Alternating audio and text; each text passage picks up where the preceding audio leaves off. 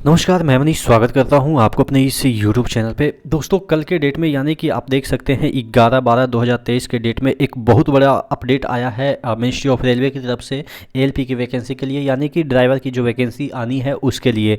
चूँकि यहाँ पे अभी एलिजिबिलिटी क्राइटेरिया को ही मतलब कि क्लैरिफिकेशन में बताया गया है कि कौन कौन से लोग एलिजिबल हैं। तो हो सकता है संभावित ये अनुमान लगाया जा सकता है कि जल्द ही आपके क्लियरिफिकेशन के बाद नोटिफिकेशन देखने को मिल जाए, ताकि क्लियर हो जाए कि कौन कौन से लोग इस फॉर्म को अप्लाई करेंगे। 11 के डेट में आया है, यहाँ पे जो भी लेटर लिखा गया है वो इसमें ये बताया गया है कि पहले कौन कौन से लेटर कब कब के डेट में लिखा गया है और कॉपी किस किस को भेजा गया है। वो मेरे लिए मैटर नहीं करता है, देखिएगा कहाँ कहाँ पे ये लेटर भेजा गया है। मैटर जो करता है वो अपन देख लेते हैं। जो बॉडी है इसके देखिएगा यहाँ पे यहाँ पे qualification ETC for direct recruitment will be under.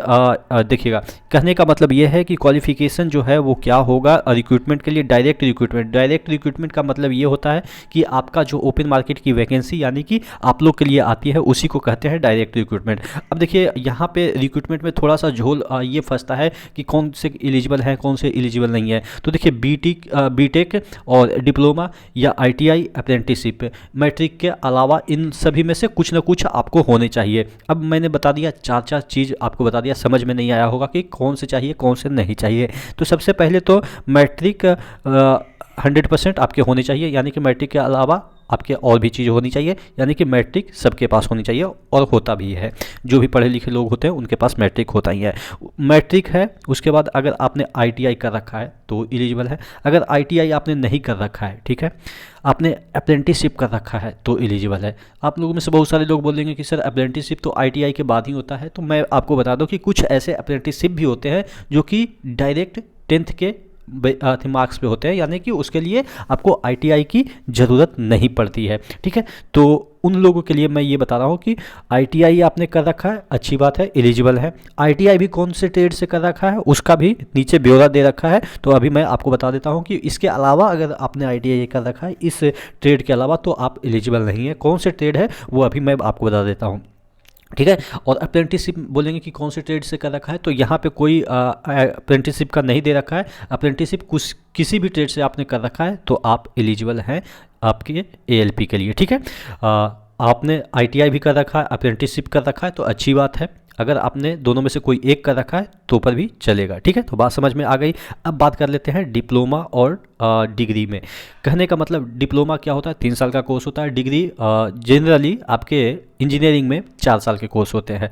तो diploma in mechanical, electrical, electronics, automobile engineering, इन्हीं 4 ब्रांच, 1 2 3 4 ब्रांच। अब कहेंगे कि सर इसमें से बहुत सारे ऐसे भी होते हैं जो अलाइड ब्रांच होते हैं, तो क्या वो एलिजिबल है? तो वो भी एलिजिबल है, यानी कि चारों के सब ब्रांच भी बहुत सारे होते हैं, ठीक है ना। मैकेनिकल इन फलाना, मैकेनिकल इन फलाना, इस तरीके से अलाइड ब्रांच होते हैं। तो तकरीबन ये चारों मिला के कम से कम तो 12 से 13 और भी ब्रांच हो जाते हैं, इसके सब ब्रांच मिलाते हैं। तो नीचे दे रखा है, मैं अपने मन से नहीं कर रहा हूँ, यहाँ पे देखिएगा दे रखा है, combination of various stream of trade of engineering discipline from recognised institutes. Combination of various streams, combination का मतलब यही होता है कि मैकेनिकल के कुछ कम्बिनेशन होते हैं ट्रेड के, ठीक है। यहाँ पे देखिएगा मैकेनिकल के, इलेक्ट्रिकल में भी सब कुछ कम्बिनेशन होते हैं। फिर इलेक्ट्रॉनिक्स में भी बहुत सारे ब्रांच होते हैं, सब ब्रांच की मैं बात कर रहा हूँ। फिर ऑटोमोबाइल में भी बहुत सारे तरह के ऑटोमोबाइल इंजीनियरिंग आपके डिग्री होते हैं, तो वो सभी इसके लिए एलिजिबल है। तकरीबन आप कह सकते हैं 12 से 13 ब्रांच इसमें एलिजिबल हैं। क्या सिविल वाले हैं? तो नहीं है, सिविल वाले बिल्कुल नहीं है। क्या ये आपके CS वाले हैं, कंप्यूटर साइंस वाले? तो नहीं है। यहाँ पे देखिएगा इलेक्ट्रॉनिक्स है, इलेक्ट्रिकल है। इलेक्ट्रॉनिक्स इलेक्ट्रिकल का पार्ट जैसा आपको लगता होगा CS, लेकिन CS एलिजिबल नहीं है, ठीक है। तो ये मुख्य 2 ब्रांच हैं जो कि आपके मन में कन्फ्यूजन रहता है कि क्या ये केमिकल वाले हैं, तो केमिकल वाले भी नहीं है, ठीक है। केमिकल वाले, मेटलर्जी वाले, उनके लिए अलग से फॉर्म निकलता है, वो अलग मेटलर्जी वाला जो आता है ना वैकेंसी, उसमें वो एलिजिबल होते हैं। तो ये आपको समझ में आ गया, डिप्लोमा या डिग्री, ठीक है, दोनों चलेगा, यानी कि बीटेक भी चलेगा और आपके डिप्लोमा भी चलेगा। चलिए अब आ जाते हैं ITI ट्रेड पे कि कौन कौन से ITI जो है वो एलिजिबल है। तो फीटर से आपने कर रखा है, या इलेक्ट्रीशियन से कर रखा है, या इंस्ट्रूमेंट मैकेनिक से कर रखा है, मिल रेट या मेंटेनेंस मैकेनिक से कर रखा है। मैकेनिक ही देखिए, मैकेनिक में ही बहुत सारे आपको मिल जाएंगे यहाँ पे। मैकेनिक इन रेडियो टीवी, इलेक्ट्रॉनिक मैकेनिक्स है, फिर मैकेनिक इन मोटर व्हीकल। इसी तरीके से मैकेनिक आप मान के चलो कि एक मेन ब्रांच हो गया और उसके सब ब्रांच भी एलिजिबल है। उसी तरीके से मैकेनिकल हो गया, इलेक्ट्रिकल हो गया, जो डिग्री की मैं बात कर रहा था उसमें भी सब ब्रांच हो जाते हैं। फिर यहाँ पे देखिएगा वायरमैन वाले भी, ट्रैक्टर मैकेनिक्स वाले भी, और उसके बाद आर्मेचर एंड कॉइल वाइंडर भी, और मैकेनिक इन डीजल भी, हीट इंजन भी, टर्नर भी एलिजिबल है। उसके बाद यहाँ पे मैकेनिस्ट भी, रेफ्रिजरेशन एंड एसी मैकेनिक, इतना ही आपके एलिजिबल है आईटीआई में।